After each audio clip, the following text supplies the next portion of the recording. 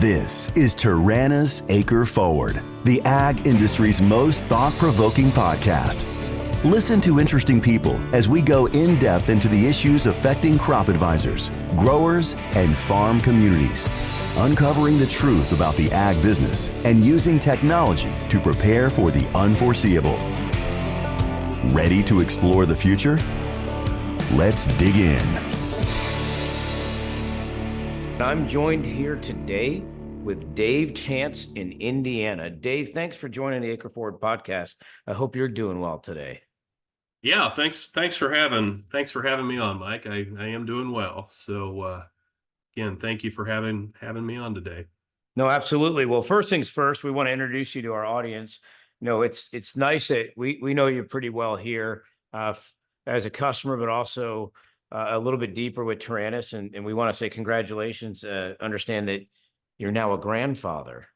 I am. So my daughter Nicole Hall had actually worked for Taranis a couple years there, and great experience there as a customer service success representative. And she her husband John and her had a beautiful little boy on August 22nd of this year. So Hank Allen Hall. And so my wife Jill and I are proud grandparents, and John and Nicole actually are joining the farm operation here, and she's chose to stay home with Hank and help us here on the farm with a lot of our electronic things that we have going on there. Our accounting system, we're changing accounting systems this year to a web-based accounting system, Traction Ag, and so she's going to take the lead on that, and with a lot of our technical stuff. So we're really excited not only to have her home and have her grandchild with us to watch him grow up, but we're just excited to see what the future brings.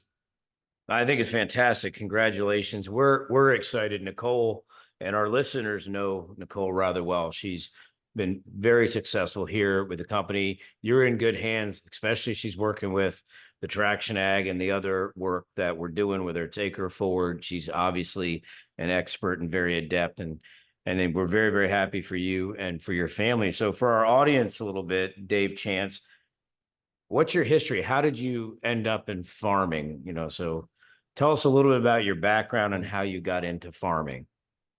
So actually, my wife and I are actually first generation farmers. I grew up just north of where your headquarters is at right there, just about a mile and a half there in Westfield, Indiana. And my dad actually was not a full-time farmer. He actually was a biochemist at Eli Lilly in Indianapolis, worked in the insulin research field. But he loved farming and he loved farms. And at the time, Westfield was a very small town. And when farm ground would come up for sale, instead of having the big house and the nice cars and all the stuff that a lot of people had, he would buy farms. He just loved farm ground. And when I was probably 5 or 6, he always had guys 50-50, a lot of his farm ground. And I just remember being out in the field riding on those tractors, and just the smell of, you know, at that time, soil being plowed, just seeing earthworms, seeing the life in the soil, just, you know, smelling the smells, seeing the sights of, you know, the power of tractors, the power of a crop that is, you know, freshly planted, that spikes through the ground, corn that comes through the ground. I got that fever at a very young age, probably 5 or 6, and I knew I wanted to be a farmer. I just knew that that's what I wanted to do. My mom actually was from a farm in Frankfort, Indiana, and her family was quite successful up there. So it was kind of in my blood. So I went to Purdue, studied animal sciences up at Purdue, and I was active on the judging team and really into livestock. And actually, after Purdue graduated and started down here at Westfield with a fella farming and actually raising pigs. And we had rented our first hog operation where Chatham Hills is located now, Oh, just okay. north of Westfield. Yeah. And so in the early 90s, my wife and I got married in 92, and we realized that if we were going to continue farming as a career, that we were going to have to move, and we were going to have to get out of this Westfield area. So I was working off the farm at that time for Indiana Farm Bureau Co-op in as a swine record specialist, and we bought a farm out here in Boone County, about 250 acres, and had built about a 300 sow breed to wean, farrow to wean, breed to wean hog operation. And we mainly raised pigs for the first several years, rented the farm ground out, and I worked off the farm. And my wife was a vet tech there at Janssen Vet Clinic in Sheridan. So that's kind of how we started. And then we just started into the grain operations in kind of the mid 90s, 94, 95 type area, and just started kind of slow. We were buying equipment as we could afford it. And long and behold, just through a lot of opportunity, and I would say God's grace and blessings, that we were able to acquire about 2,200 acres, primarily in Clinton, Boone County. And we still farm in Hamilton County now as well.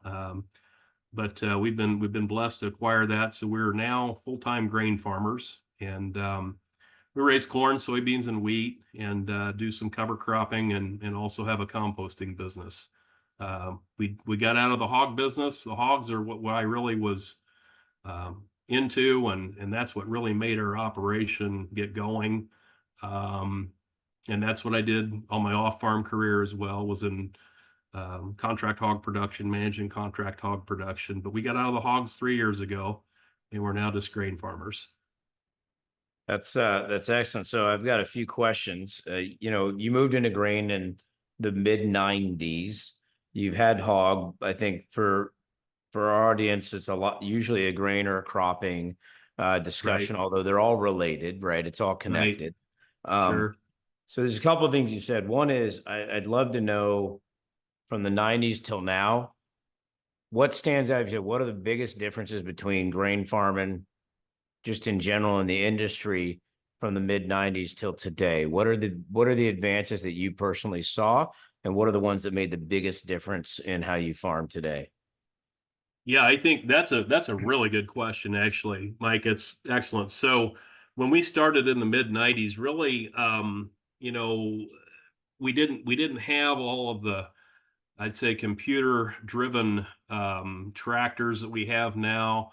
The technology revolution in seed was just kind of starting to begin in terms of inserting the Roundup Ready traits and the BT traits, and some of those traits were just on the cusp of that. So it was really kind of at the end of I would say your classic farming, where you were using conventional soybeans, you were using conventional corn, really prior to, I would say, the no-till craze, if that makes sense too. So everything was really a very conventional system, with tillage, from tillage to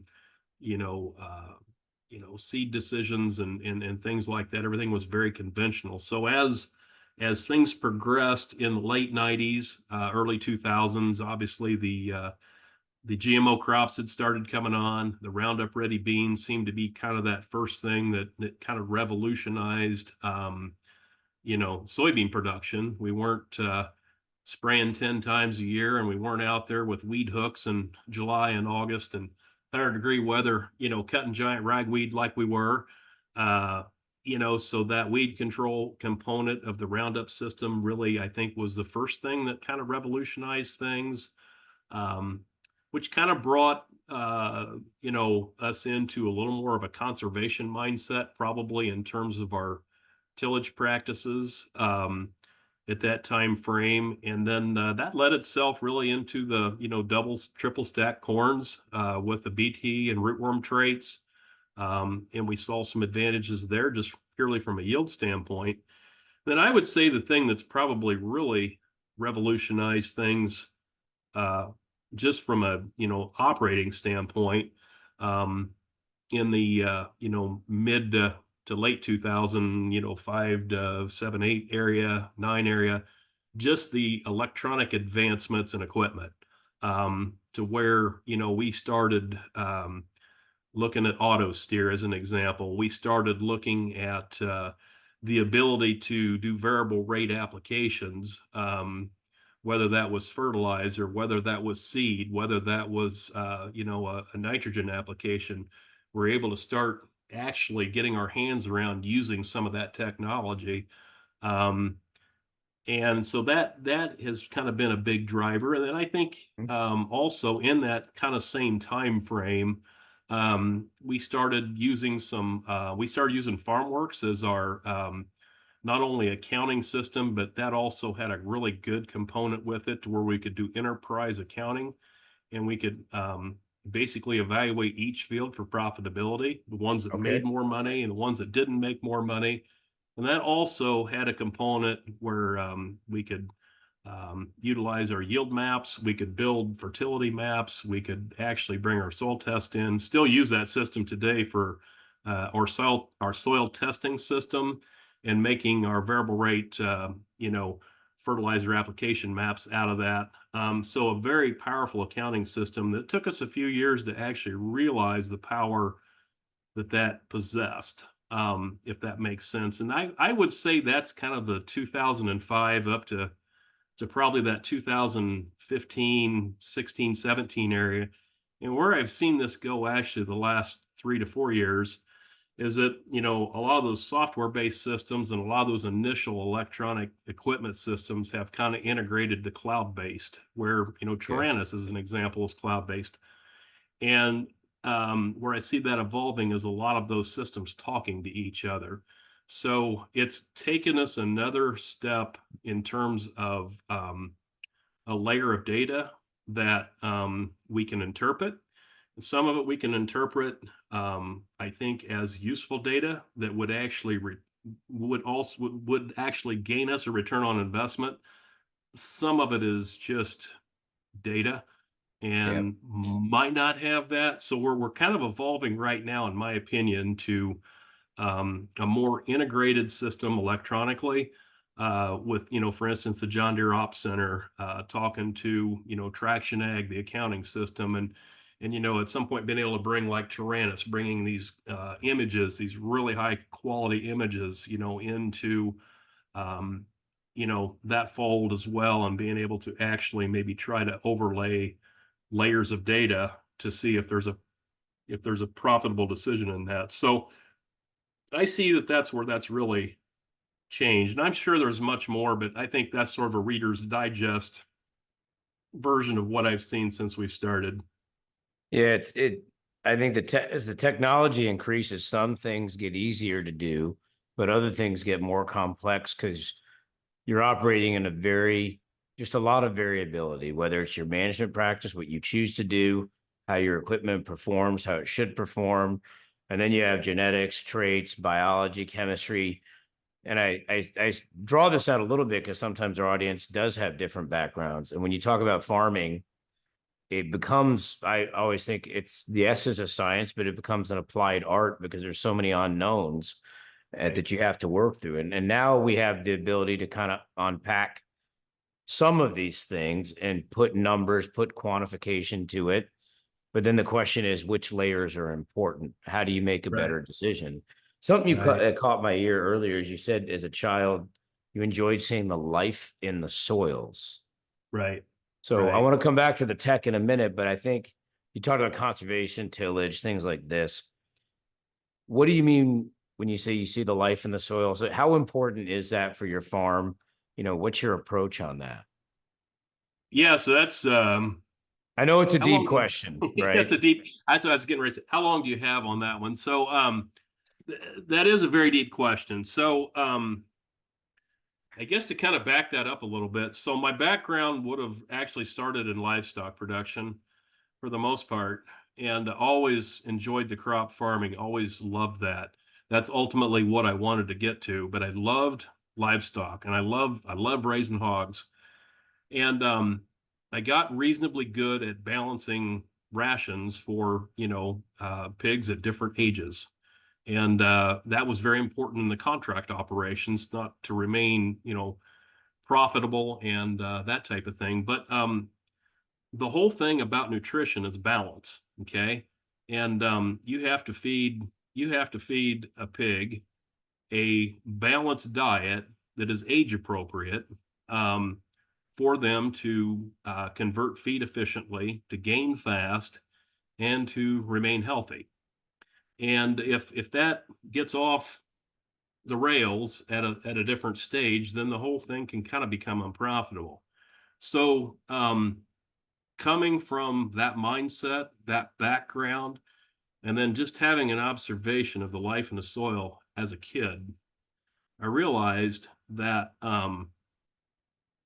it wasn't this paper agronomy thing that we were taught in college. Okay. And what I mean by the paper agronomy thing is that, A plus B equals C, right? You have build up, you have yield removal, Yeah. A, B, and C equals, A and B equals C. But with a nutritional background, understanding balance of animal nutrition, that approach didn't make sense, because what that left out was biology. It left out what has the biology, what does it have to contribute to A, B, and C?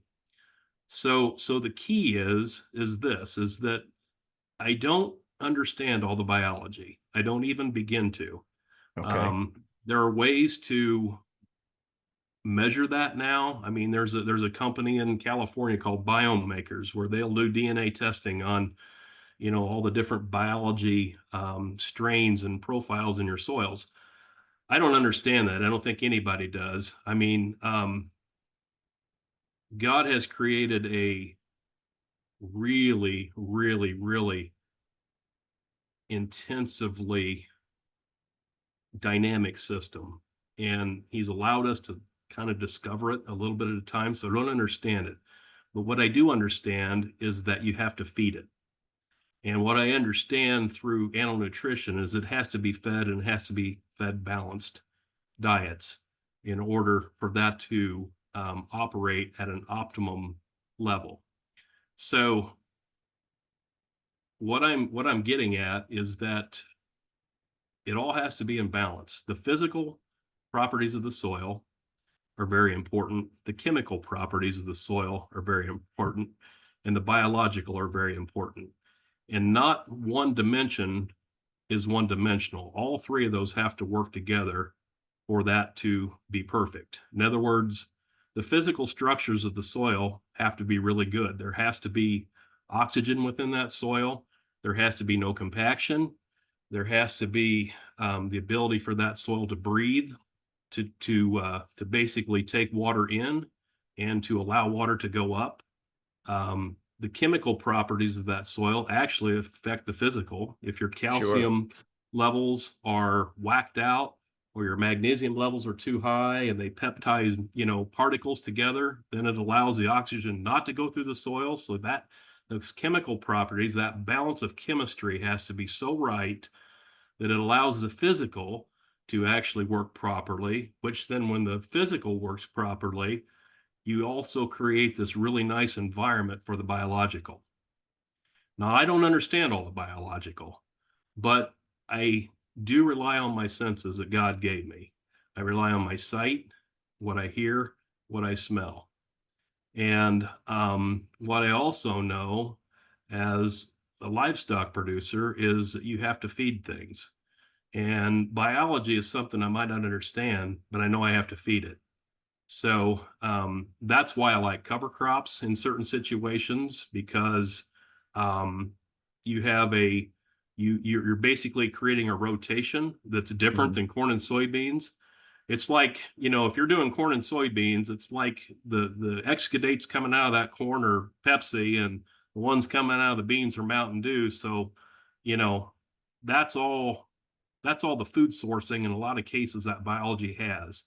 But when you start adding other species in and different things like that, they will exude different root exudates, and they will stimulate different properties of biology that will actually diversify your biological populations. So feeding biology is like feeding cows. We got a whole lot of livestock under our feet, and we can choose to feed them or we can choose to starve them. So even though I don't understand them, I do understand chemical and understand the balance of chemistry because of livestock feeding. Things have to be in balance. Physical, you can see, compaction, some of those things, that has to be correct. And if you feed that biology and have those environments correct, you're creating an environment where you're allowing a seed to perform at its top genetic potential. So that's a long-winded answer to your question. Hopefully that makes some sense. I think it's a very thorough view, and I just listening to it, when you think of your soils, because it's not dirt, as a living, breathing thing, well, what's in it? There's lots of different living and breathing things. You got to create the conditions for success long term. Right. And an investment in your soil is an investment in the long term. It's not always a quick turnaround. You have to build some things up. So I think it's really an interesting topic, and there's a lot of questions, around tillage practice, what worked, what doesn't. But you mentioned something around the seed, so maybe we can kind of focus a little bit. So when you understand your soils, and I know you do all of that yourself, you have your way of looking at it and managing it. How do you select? I mean, think about the last year you have. How do you understand the seed that you want to place, say corn? And how did you look at it over the year? And I know you use Taranis, so you know your stand counts, you know your weed pressure, you know your defoliation, you know the nutrient deficiencies that are visible. And actually, you and I haven't talked about it. I have your farm here, I can see it. But I guess where my question is, you know a lot. You understand your farm. You may not need an advisor as some other farmers do on some topics. But then when you pick seed and you decide how you're going to manage, how does this new information that you mentioned come into understanding that, right? So first, how does Dave Chance pick seed and understand seed? Second, how has that changed when you have the kind of leaf level data, stand counts and things we just talked about? How's that changing your operation? What did you learn this year? Yeah, I guess to answer your first question, how do we pick seed? A lot of times in the past, back a number of years ago, we were all non-GMO for a long time, both corn and soybeans. And so we would actually do a lot of on-farm testing. We farm in 3 different areas. We farm prairie soils. We farm really good prairie soils to kind of transitional till plain soils. And then over at Westfield, those are clay. I mean, around Carmel, if you know that their name of their school system, it's Carmel Clay School System. And there's a reason it's called Carmel Clay, because it is red, tight, slimy, really. I grew really up with that in North clay. Carolina. We see a lot of it in Brazil. Yeah. So, I mean, we farm in some different areas. So when we pick seed, obviously, we'll rely pretty heavily on actually the agronomist and even corn plant breeders from the companies we choose to work with. And then a lot of times in the past, we very extensively tested in those different environments and prairie environments and, transitional, till plain timber type soils to clay. We would actually plan a lot of different, replications of new numbers or different numbers, and we would find the ones that actually performed well. We would like to have them in that type of scenario for a couple seasons, and then we'd actually plant them in greater numbers. We have gone back to GMO for a number of reasons. Market have kind of dried up a little bit on the non-GMO soybeans and corn around here a little bit. And we were seeing weed pressures, not only through our own, physical on the ground scouting, but through, the platform of Taranis. We were seeing some weed pressures that really were starting to become problematic, that were going to be easier to deal with a stack type of corn. The same in soybeans. Water hemp was becoming an issue to control in a non-GMO soybean. So that election was good to go that direction with like an enlist bean. We were actually starting to see some corn rootworm pressure when we were looking at some roots and corn borer pressure. So we were starting to see some of those things creep back in. So we went back into a GMO platform. So we did not have a lot of testing last year.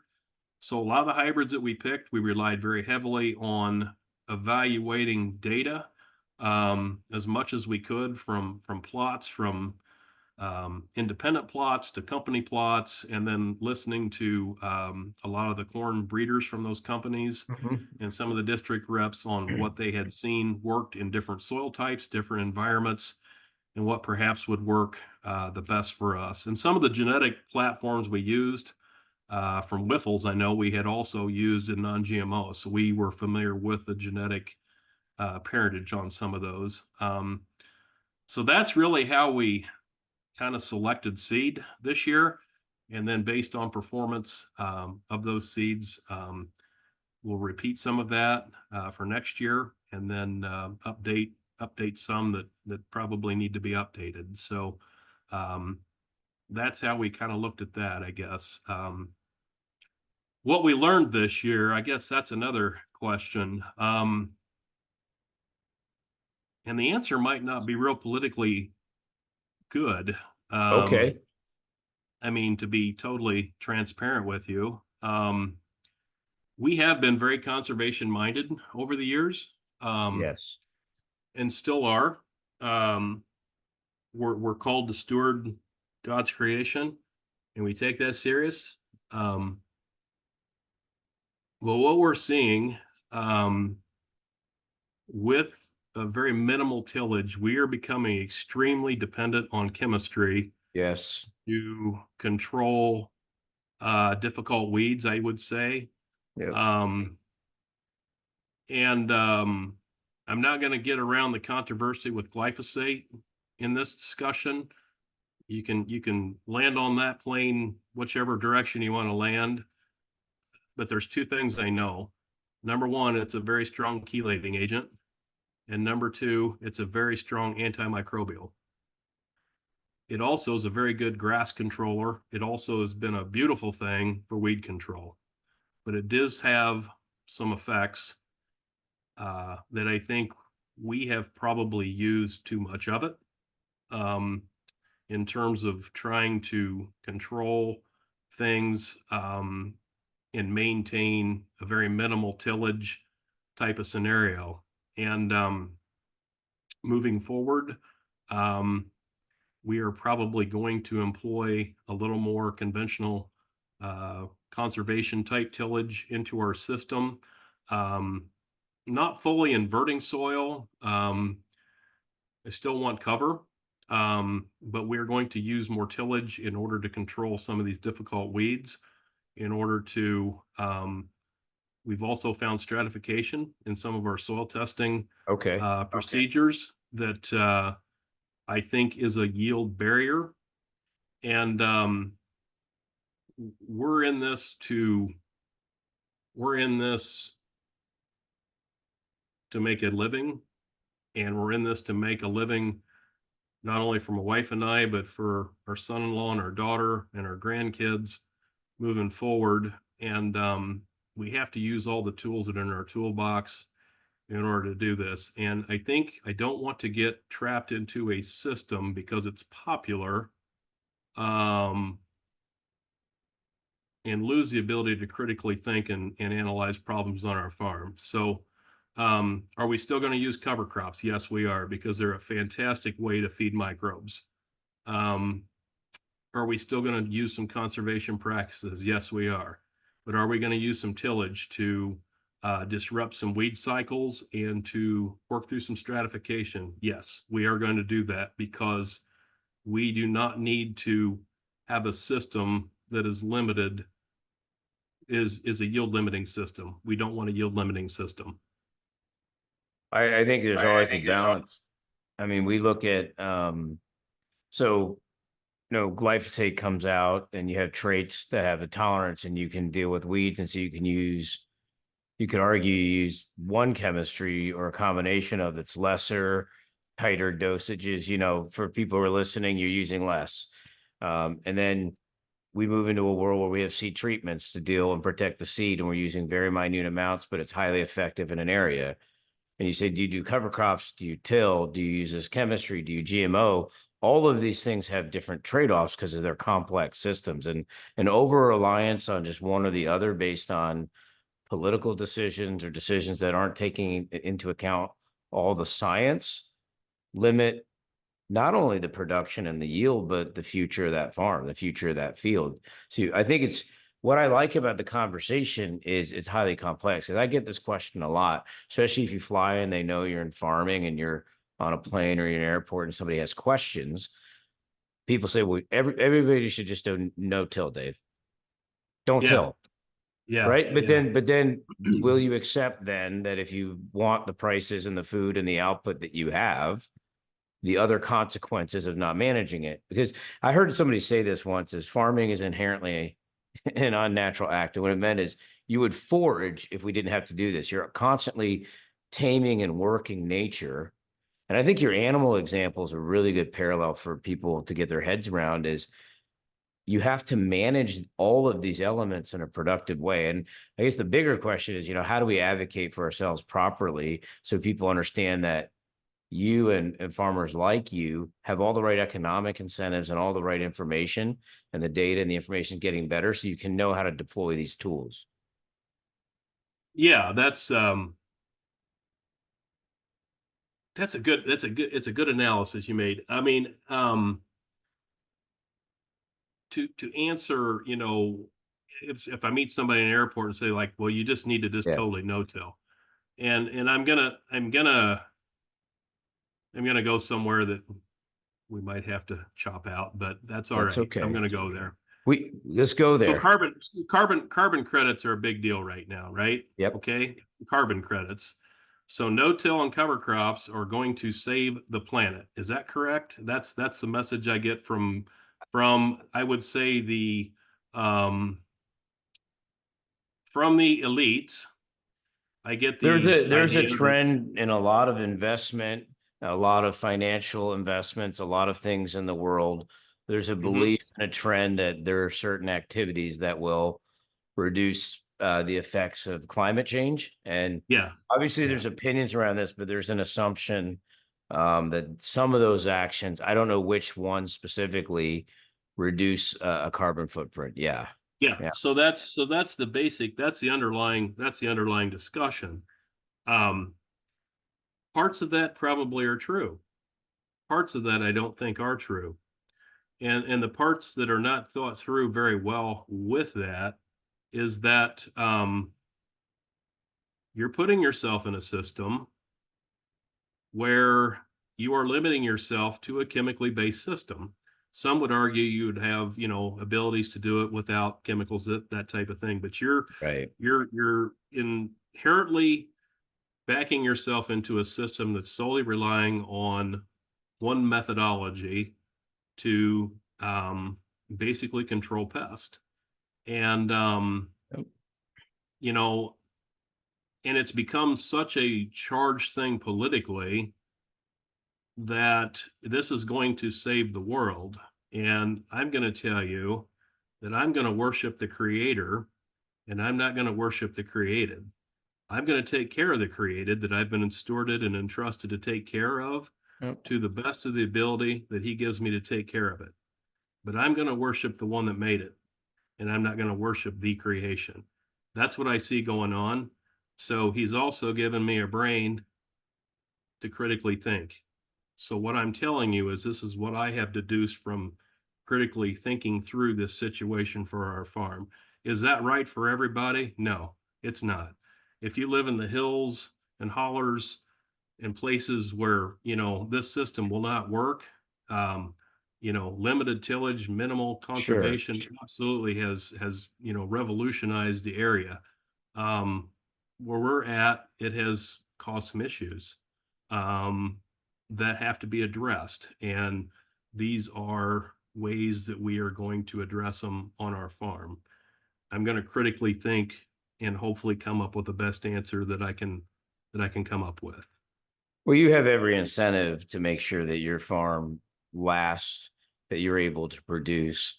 And that's true for all farmers. There's not, I remember a cartoon when I was maybe a teenager, middle, and it was called Captain Planet. And the whole premise of the story is that he's a superhero that saves the planet, but there are people actively, like everyone in business was just destroying the planet for the sake of doing it, which is not real life. And I think we find ourselves in extremes. So I think there are people who look at carbon, if you want to look at that one, or any conservation, and with a certain set of information, these may be good things to incent. Now we can argue about whether the tax dollars should do it. There's all kinds of different things. But what I think people need to really understand is what is the motivation and what is the science behind the decisions we're taking. And one policy, one dictate doesn't typically work out well. You just talked about the soils just in a small area, the variability that's there. Now let's take that across the country and the globe. Now let's look at the equipment, or let's look at all the other trade-offs, because I've seen it, okay, we're not going to use chemistry. Now we're going to put robots that burn them out with lasers or flames. Okay, well, there's different carbon issues with that. Or how do you power that equipment? And if it's gas or internal combustion, you have one answer. If it's electric or EV, is that coal powered? Are we talking nuclear? And again, it's not a political thing. I think you're right on a lot of these things. These are complex issues. And maybe for a different podcast that we can do that isn't AcreForward, I would love to have a discussion around the psychology around what drives some of these beyond the science, because we're not all rational all the time. But these neo-paganistic things that are happening are not unique in human history. No, absolutely not. No, we could go into a whole nother deal there. Yeah, no, I mean, actually, that would probably get lots of clicks, but that's an area where, like, there's nothing new under the sun. Like, when you look at what's going on, people do the same things. But what is new, so I'm going to pivot here so we can broadcast this. What is new is we may not have the view that our creator has. No way. Yeah, we don't. But the view that we have of farms, and I'm being a little silly, but it's true. The tools and the view and the gifts and the things that we have and our understanding of farming and the environment, particularly, it's gotten much more hyper local, and we really understand the inputs. We understand the biology, the chemistry. And I actually think it's so much like orders of magnitude beyond where it was even in the 90s. Yeah. And it's not even 5% of where it's going to go in the next 10 or 20 years. And I think that's what's exciting, is we're given all these tools, and we have people like you that are looking at this going, I can do something with this. So I think with that in mind, so you mentioned Wiffles, and what I like about this too is we'll have Wiffles listen to this. You got Traction Ag, mention what was the other one, Biomaker. So you look at a lot of things, and then you work with us at Taranis, and obviously you get a lot of help. You got Nicole, which is very, very helpful. Yeah, it's been fantastic. Yes. But you're a very data-driven person, and we provide lots of data. How do you describe, because I haven't asked you about this either, how do you describe what AcreForward, the platform and the data from Taranis, how do you describe that to other farmers? And then we'll get into what it meant for you this past season. Yeah, actually, that's been this has been a really intriguing journey with Taranis in that aspect, because the first year we did it, we got these images back, and we'd be looking for them and looking through them, and one of the things I love to do is scout.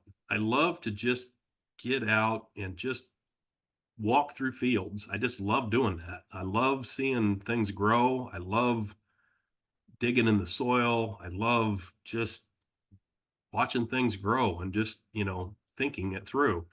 But the thing that really hit me, I'm trying to think how long we've done it now, 2 or 3 years, 2 or 3 seasons, I lose track of time. I'm getting old. So, but the first season we had it as a whole, we had this one farm in Clinton County, and just from walking the scouting that I did on the ground, I didn't really see any problems. And, off to the next field I went, and man, we got this image back, and I'd say the soybeans were in the late V stage, mid to late V stages. It was, I don't know, second week in June or something like that. And Nicole's like, Dad, this thing is full of grass. I mean, full of grass. I'm like, no, it ain't. It's not full of grass. I just was out there. I just walked it.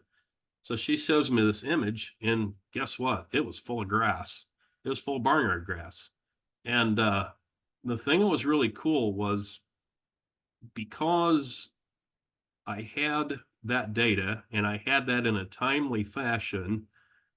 Those were non-GMO soybeans. We were able the next day to get in there and spray that field with Select, and there wasn't any grass in that field at harvest. Without that data, we would have seen that grass probably at about R1, R2 in those soybeans. And, it would have been yield impacting at that point. So I don't have a way to say, hey,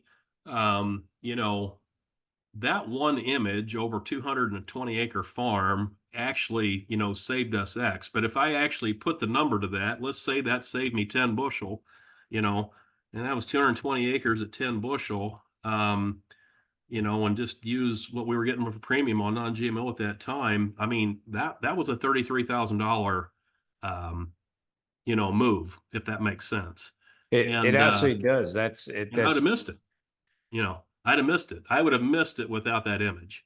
And so we see that a lot. We see where people will use it on faraway farms, but then they don't realize what's happening right by their shed. Yeah. Because you see, it's impossible to, the world has changed, and we've done this for, so those listening, it's not just imagery either. This data is quantified. It's telling you, like Nicole could say, it would flag up on all your fields. This one has X% weeds, heat map, everything, species, and you could click a button and you can look at it. And that's economically viable now. Where 4 years ago, the tech, the drones, we used to make them. Now everything is at a place where those technologies, just like your soil, the biology, chemistry, the battery life, the drones, the AI, all the capabilities and the sciences have now converged where it's economically feasible and technologically feasible. And that changes things. So that's a great example is you get alerts, you understand that there's a weed problem you can act in season. I'm also curious because you are a scientist and you're looking at this. When you see stand counts across all your corn, does that change how you allocate your resources after you get them in the season? Has that been helpful to you? It actually, it's been interesting. Let's put it that way. We had some stand counts. We had some stand counts this year, which we knew this one farm we had planted, and it rained a bunch right after we planted. It wasn't supposed to, but it did, so off to the races we go. Cold, wet, the whole story.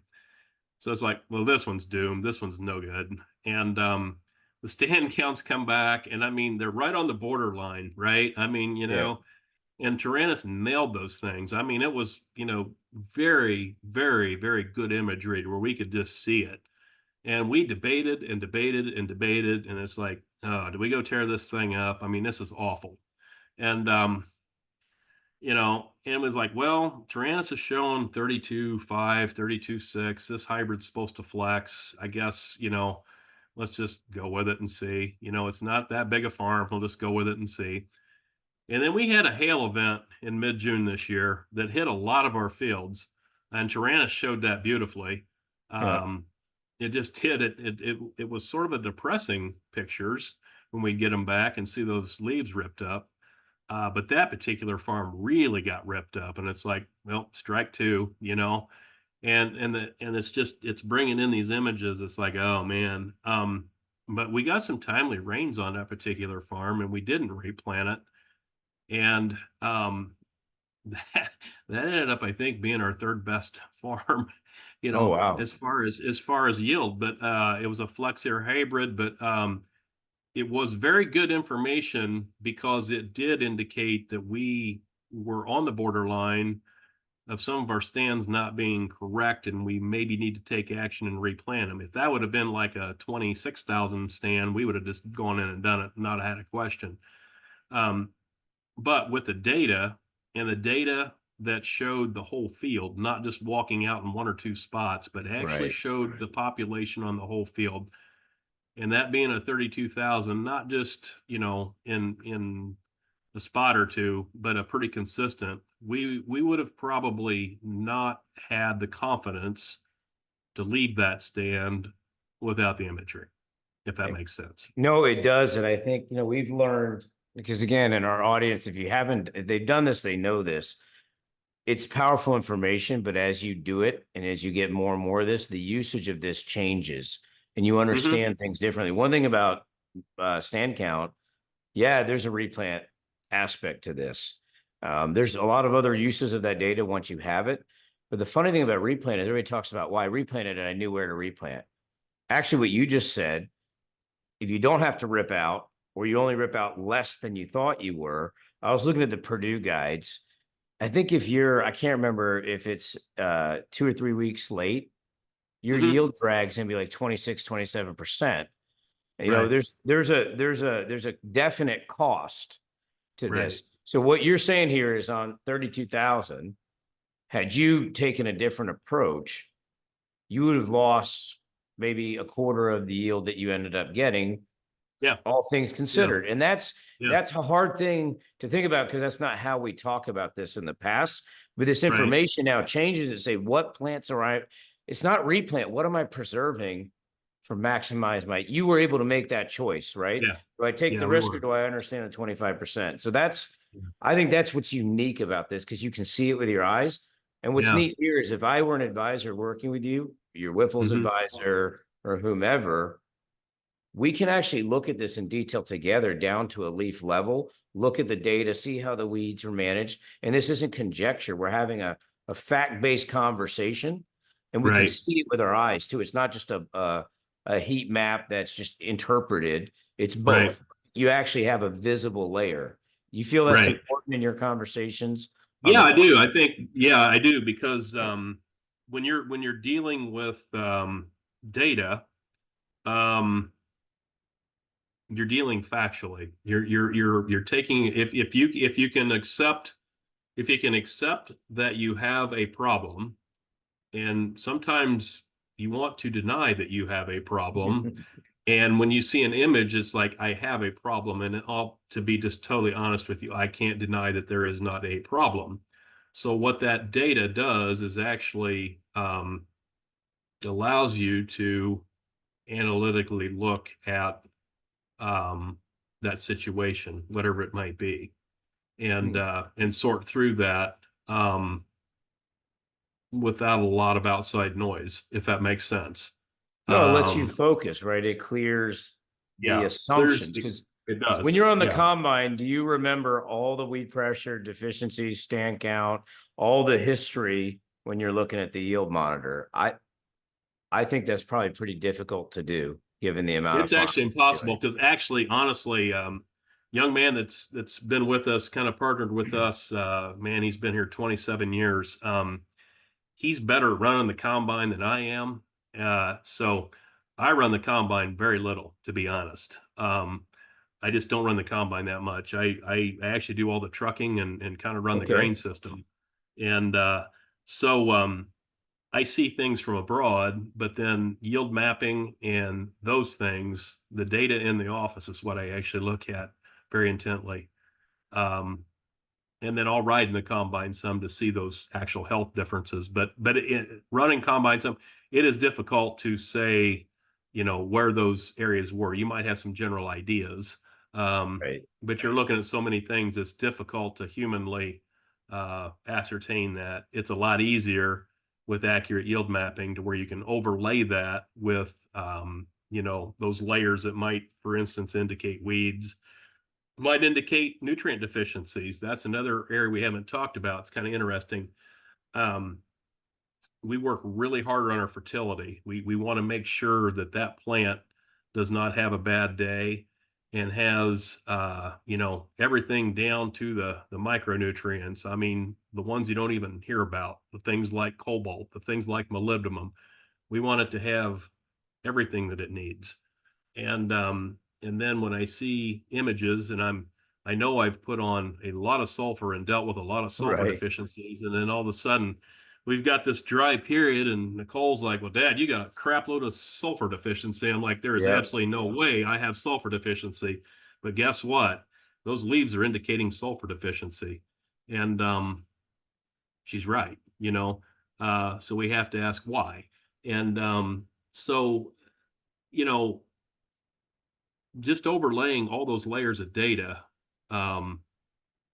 is what becomes very powerful. Another example of where we used it this year, really in a decision, was very interesting. On one of our bigger fields, we had a NVDI image that are taken, I think, every week or every couple days or We have it, whatever. yeah, we have a few times a week on top of Yeah. the leaf level. That's Yeah. correct. Yep. So it's really interesting. We had two Wiffles hybrids in this farm, and we had an Yeah. AgriGold hybrid in this farm.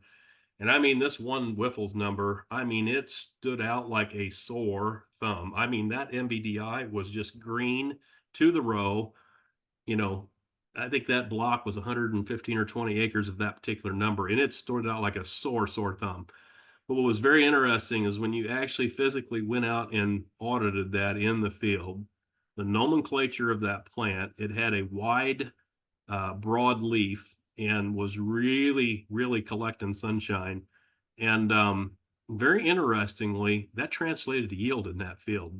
That makes sense, right? It just did. Yeah, it absolutely did. So it's like, okay, well, we know that number does this. We know that it is, very stress tolerant. It has a wide, broad leaf. It is a sunshine intercepting machine. Um, so we can really put some confidence in that. But it wasn't an intuition. It was substantiated by an image that data actually kind of drove that and really kind of lets us understand that genetic family a little better. So what we may do for our audience, because farming is very personal and we're not showing your farm, but when you're talking, so everybody who understands what this tech is, it's not hypothetical. It's not a memory. I have your farm, and as you're speaking, I can filter where all your sulfur deficiencies are, and I can look at that, and I can look at the satellite trends over time. The same thing on the stand count one. I can probably figure out where we're there. And this is where I know you do a lot of things for yourself, but for the retailers, because a lot of retailers listen to this. To be competitive, if you want to be a good retail advisor, if you want to be a good sales agronomist, crop consultant, not having this is a severe disadvantage.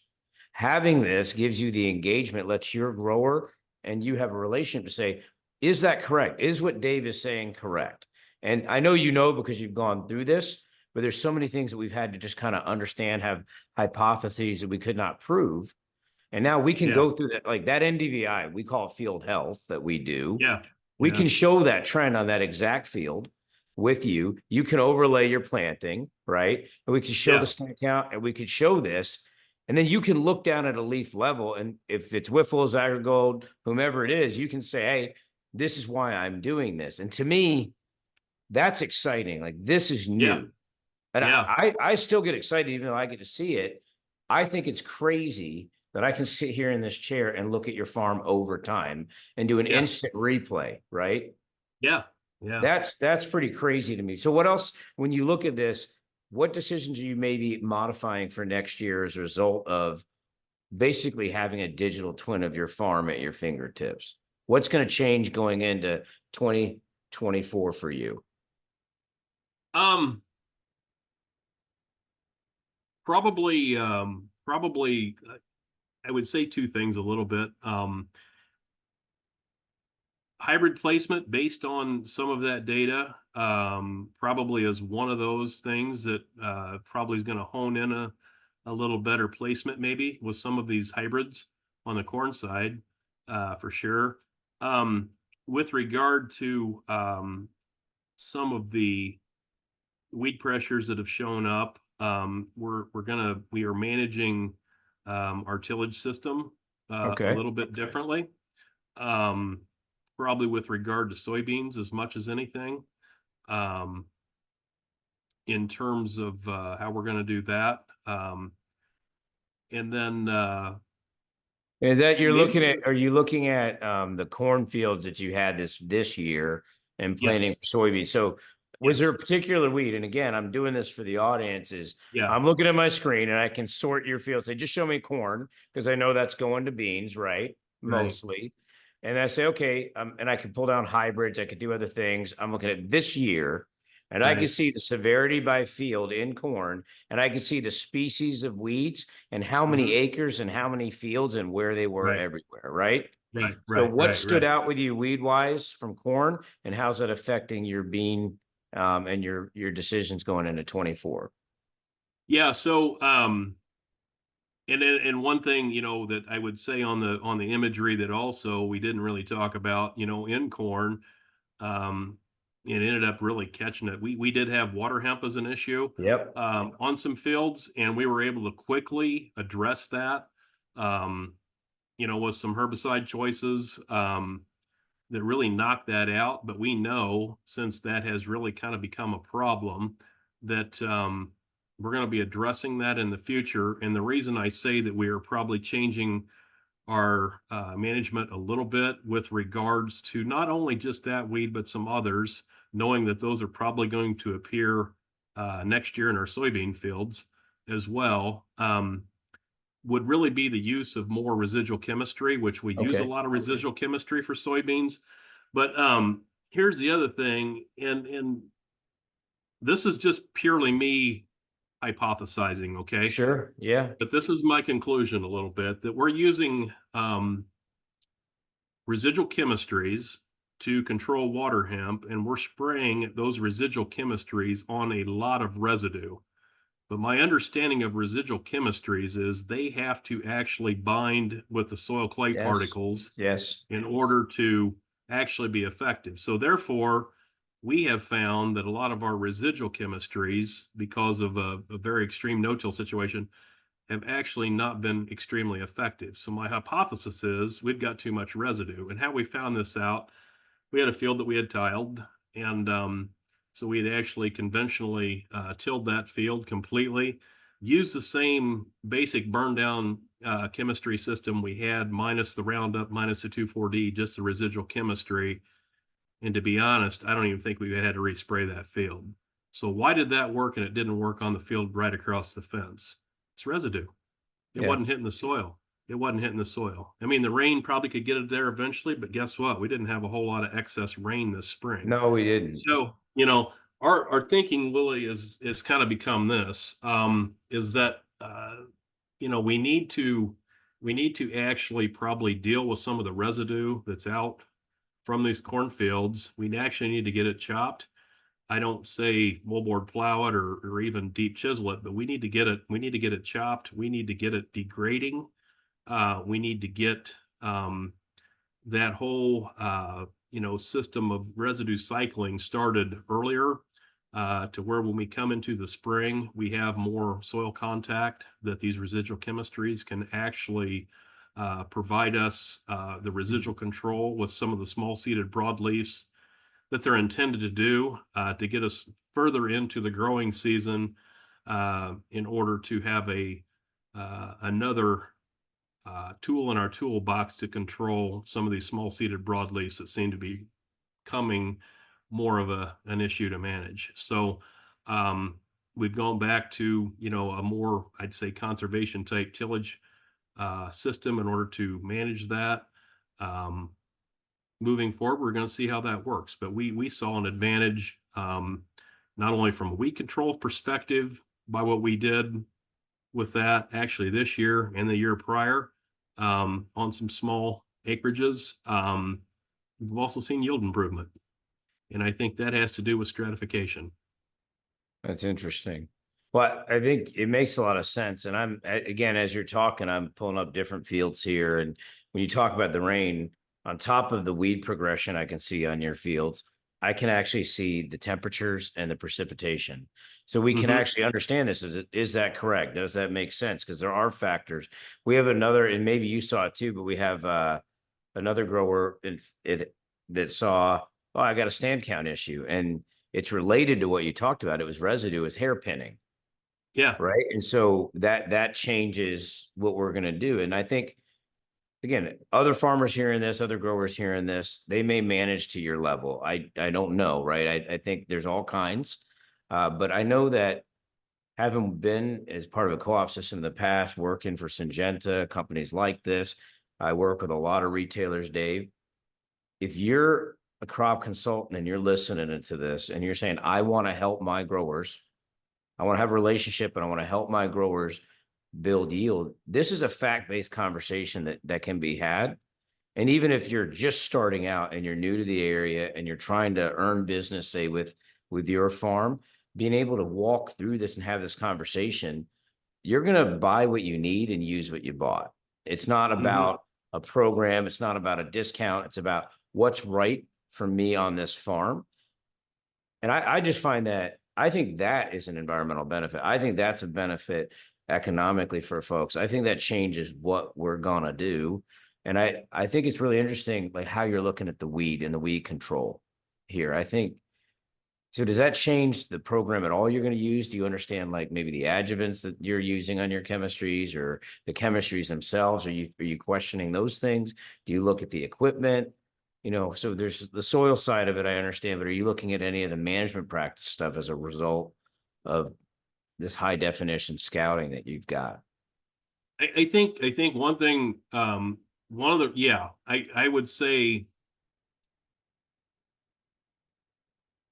we want to get it down to where we can effectively manage these weeds with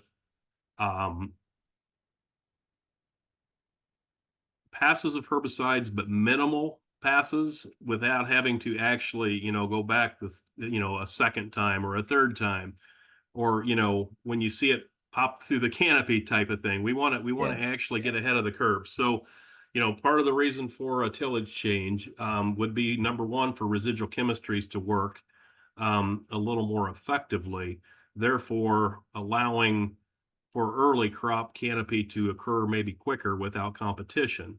And therefore, then maybe we could spray like an enlist. We're in the enlist program, so we would probably spray like an enlist just prior to a flower, just prior to an R period, so that, you know, we have effective weed control in that reproductive stage, and we do not have to go in with a rescue application of a certain herbicide during a time when that plant is focusing its energy from putting its sugars into the roots and vegetative growth, but it's putting it into the fruit sinks.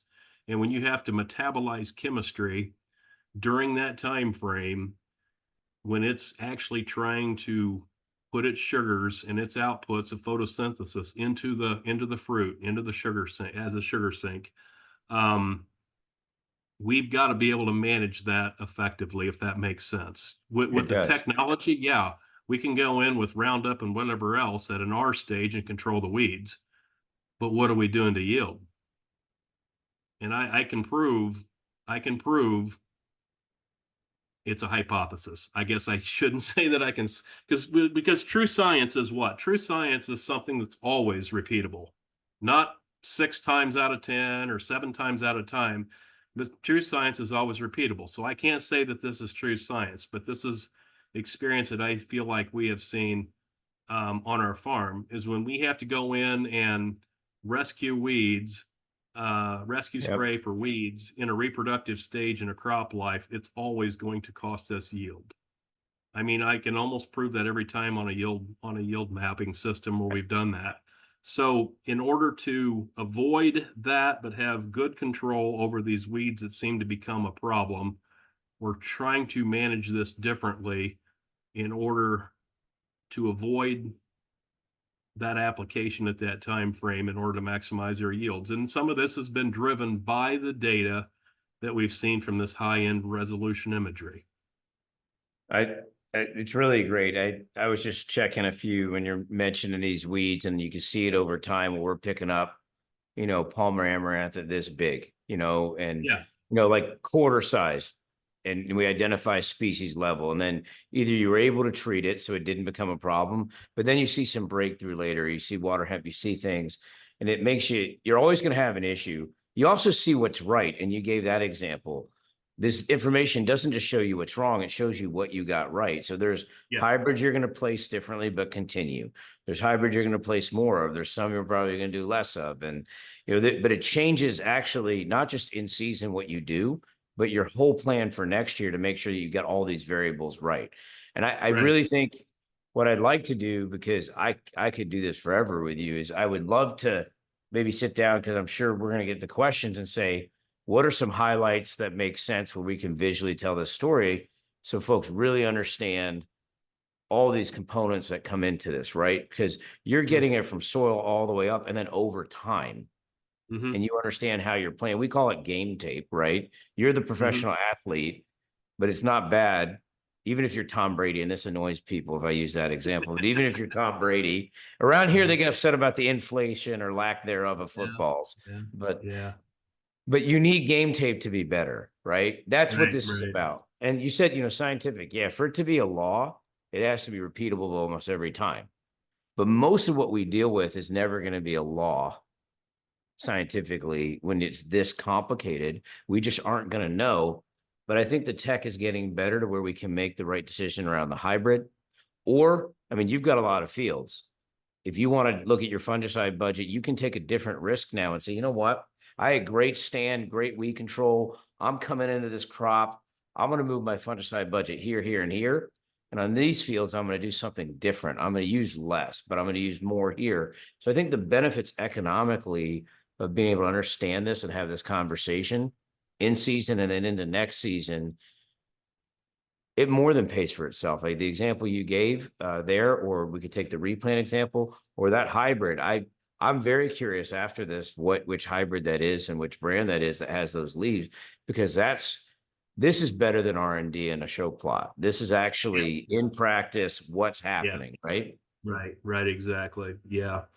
Yeah. So that's the stuff that really makes this stuff exciting. But one thing I would comment on that has Sure. changed kind of goes back to the changes I've seen in agriculture.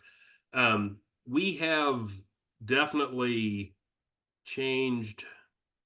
How do I want to say this?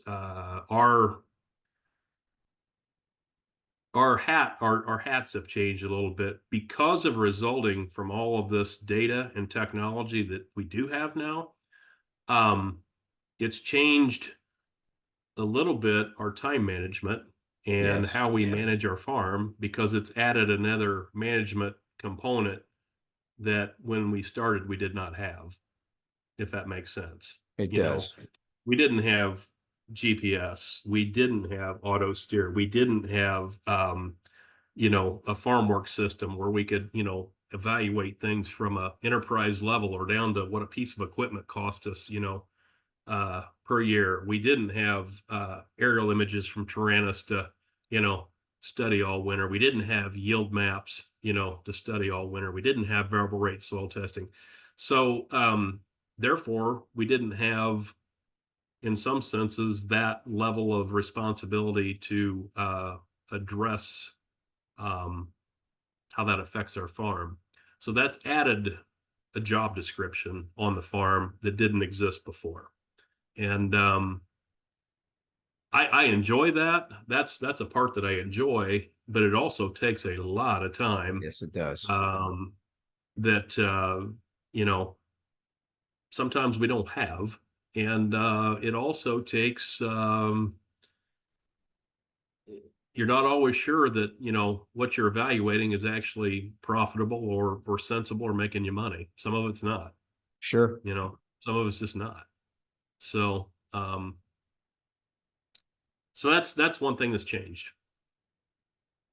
I think when I hear time management, I always go back to there's a fixed amount of time you're really managing your priorities, and with better information, you're really doing the math on what's the greatest return on the investment, because there's an opportunity cost.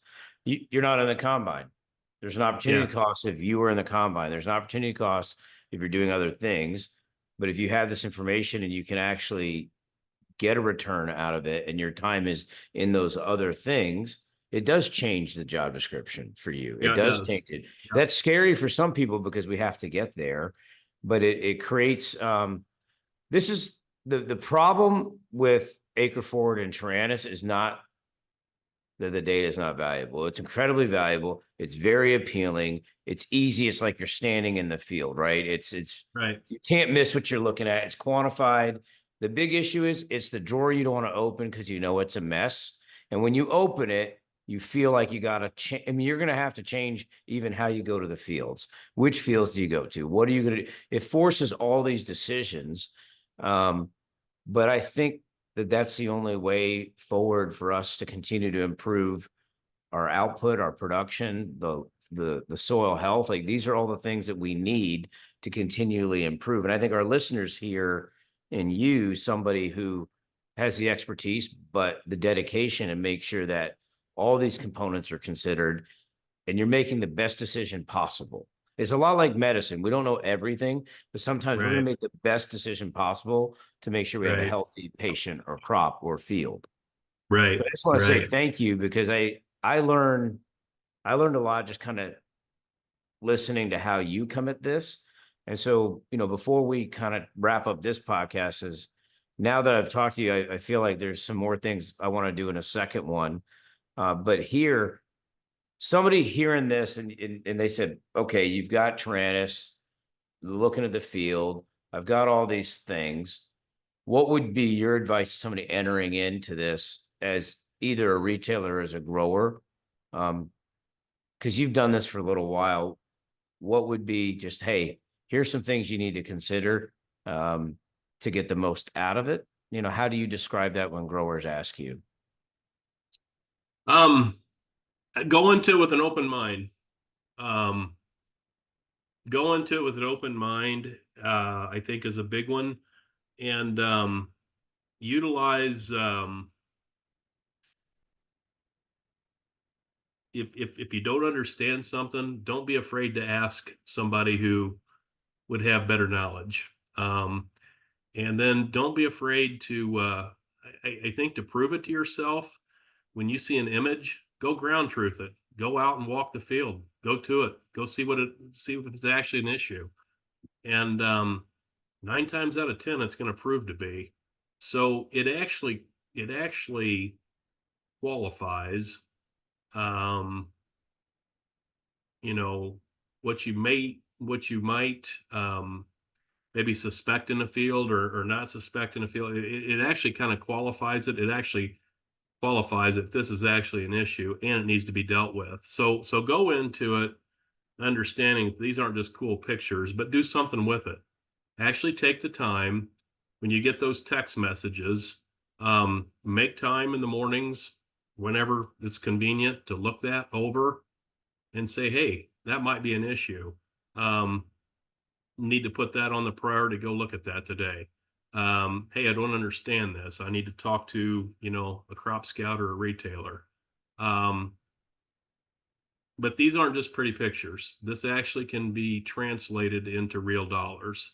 So I would tell people that take it serious and give it a shot. Doesn't have to be on every acre. Try it on a field or two, and see what you can learn. But go into it with an open mind. That would probably be my advice. I think it's great advice, and I want to thank you for your time and sharing kind of your experiences here with us. Going to an open mind is really great, and also the way we think about how we build our technology.